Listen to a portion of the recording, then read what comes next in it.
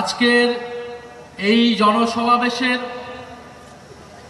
ঢাকা 15 আসনে আজকের এই আয়োজনের আমাদের প্রধান অতিথি, প্রধান আকর্ষণ, যাকে ঘিরে আজকের এই জনসমাবেশ, ডাক্তার শফিকুর রহমান। উনি বাংলাদেশ জামাতে ইসলামের সংগ্রামী আমির। তবে এতটুক পরিচয় ওনার জন্য বর্তমান বাংলাদেশে যথেষ্ট নয়। 10 দলীয় নির্বাচনী ঐক্যের প্রধান কাণ্ডারি,